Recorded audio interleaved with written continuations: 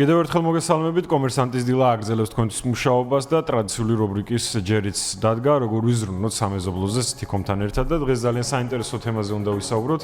სითიქომელის სამეზობლოს გამოცდილება, სამეზობლოს თავმჯდომარები არაერთ გზის ყოლია აქ ნათია და მოკლედ დღესაც საინტერესო გამოცდილებებზე ვისაუბროთ. ჩვენი სტუმრები არიან ნათია ორახელაშვილი, სითიქომის აკაუნტ მენეჯერი და ქალბატონი მზია სიდამონიძე, კორპუსის მენეჯერი. პირველ რიგში მოგესალმებით, მადლობა გადაცემაში სტუმრობისთვის და ქალბატონი მზია, მოდით თქვენით დავიწყოთ. Რამდენი ხანია რაც კორპუსის მენეჯერი ბრძანდებით და რატომ გადაწყვეტეთ რეალურად ამ საქმის საკუთარ თავზე აღება? მოგესალმებით 2011 წლიდან გახლავართ კორპუსის მენეჯერი, ანუ 14 წელი არის უკვე რაც ვარ ამ კორპუსის მენეჯერი, ლუბლიანას 11-ის კორპუსის მენეჯერი ვარ და ასევე ლუბლიანას 11 კორპუსის 5-ის, ანუ ორი კორპუსი მაქვს, ორი კორპუსის მენეჯერი გახლავართ. შევედით ახალ კორპუსში მოგეხსენებათ და მას ყოველთვის სჭირდება მოვლა მით უმეტეს ლიფტები, ცოტა გვეშინია ხოლმე და გჭირდებოდა რომ აგვეყვანა ვიღაც ხელოსანი, მიგვეხედა, ყველაფერი გაგვეკეთებინა, სადარბაზოები დაგვესუფთავებინა, ყველაფერი და ამას სჭირდებოდა ვიღაც რომელიც მოუყრიდა ამას ყველაფერს თავს და გააკეთებდა და რატომღაც არავის არ უნდოდა რომ თავის თავზე აეღო და გავრისკე და პირველად, მაგრამ მაინც ავიღე. ეს ყველაფერი ჩემ თავზე და როგორც ეთყობა გამომივიდა, იმიტომ რომ საკმაოდ ხანდაზმული ვარ. ამდენი წლის გამოცდილება დაგიგებთ. საინტერესოა თქვენ საჭიროებებზე საუბრობდით, იქ დასუფთავებიდან დაწყებული ლიფტის რაღაც მონიტორინგი, კორექტირება და ასე შემდეგ. აი, სანამ სითიქომი შემოვიდოდა თქვენთან სამეზობლოში, რეალურად სითიქომამდე როგორ ახერხებდით აი ამ საჭიროებებისთვის თუნდაც თანხების მობილიზაციას? ძალიან მიჭირდა, მინდა გითხრათ, იმიტომ რომ დავდიოდი კარ-და-კარო, ამეგროვებინა ეს თანხა.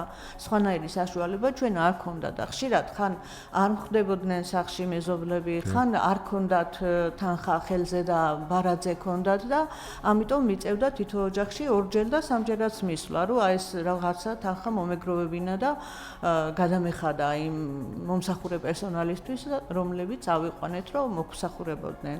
და ძალიან დიდი მადლობელი ვარ, რომ შემოგვივიდა ესეთი სითიქომის კომპანია, რადგან ძალიან შეგვიწყო ხელი მან, რომ აღარ მიწევს მე ესე კარდაკარსიარული, იციან თავიანთი დრო მეზობლებმა, რიცხავენ ამ თანხას, გვიგროვდება და ამ დაგროვილი თანხას ჩვენ ვიყენებთ მე მიზნობრივად და ყველაზე კარგი ის არის, რომ აი ნებისმიერ ჩვენ მეზობელს შეუძლია ეს არის გამჭვირვალე და შეუძლიათ ნახო, რამდენი არის დაგროვილი, ვინ იხდის, ვინ არ იხდის და სად მიდის ეს ჩვენი გროვილი თანხები.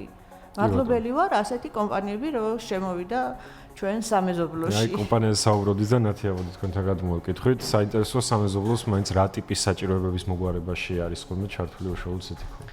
ზოგადად სითიქომი ნებისმიერ საკითხში შეიძლება რომ დაეხმაროს სამეზობლოს ფარგლებში, რაც შეიძლება რომ საჭიროება ჰქონდეთ. თანხის შეგროვებიდან დაწყებული, თუნდაც კორპუსის მენეჯერით დამთავრებული და დამატებით კიდევ სხვადასხვა საკითხის გადაწყვეტის მიღებაში. ყველაზე მარტივი მაგალითი რომ მოვიყვანოთ, ახლა ჩემს პირად საცხოვრებელ კორპუსში 2 კვირის წინ ჩავატარეთ გამოკითხვა ონლაინ ფორმით, სადაც კამერების დამონტაჟებას ვაპირებდით. 200 ბინამდე საცხოვრებელი კორპუსი არის და ბუნებრივია თავმჯდომარეს ძალიან გაუჭირდებოდა ინდივიდუალურად ყოველს აზრის გაგება, შესაბამისად სითიქომის დახმარებით 3 დღეში გავიგეთ ყოველს აზრი და ბუნებრივია გამოვიყენეთ ეს სერვისი და დავამონტაჟეთ კამერები.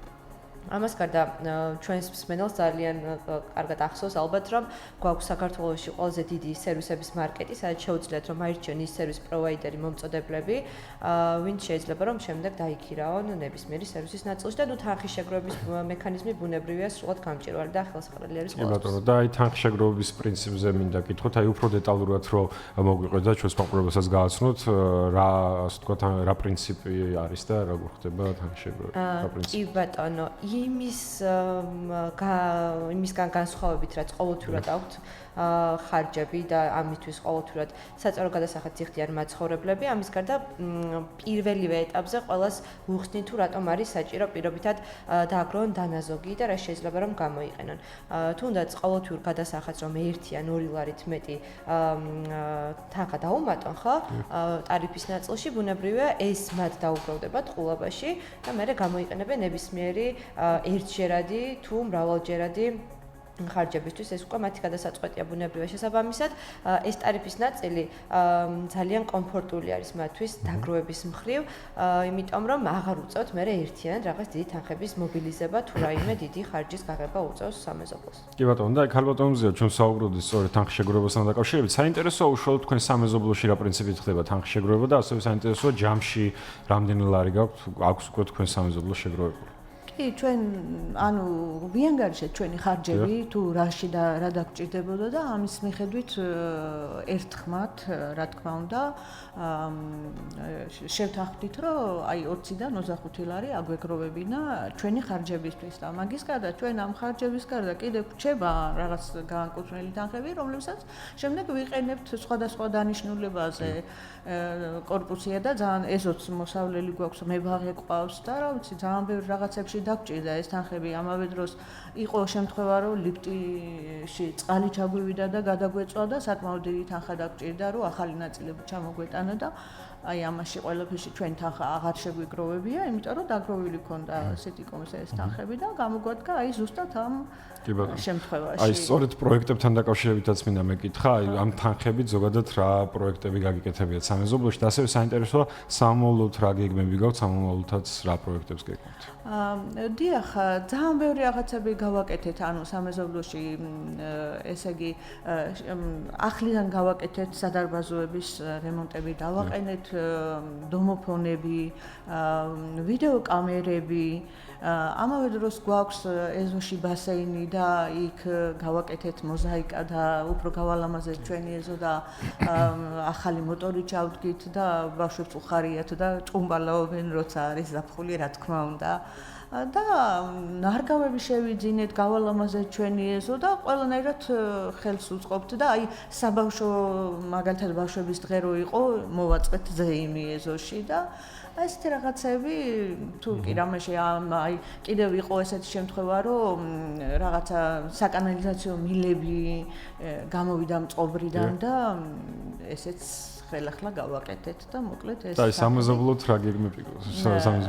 სამომავლოდ აი ნელა-ნელა უკვე 14 წელია ანუ კორპუსი არის და სადარბაზოები გამოვიდა წყობილებიდან ცოტა ანუ რემონტის მხრივ გეუბნებით და აი გვინდა რომ ეს სადარბაზოები გარედანაც და შიგნიდანაც გავალამაზოთ და ისევ ახალი და ლამაზი კორპუსი გქონდეს ყოველთვის. კი ბატონო, წარმატებას გისურვებთ, ძალიან მიხარია რომ არიან სწორედ ადამიანები, რომლებიც ესეზრუნავენ იმ ადგილებზე, სადაც თვითონ ცხოვრობენ და თავის წილ პასუხისმგებლობას იზიარებენ და სიტიკომის როლიც რასაკვირველია ძალიან მნიშვნელოვანია, გიმარტივებთ ეს ყოველდღიურად გადაწყვეტილების მიღებას.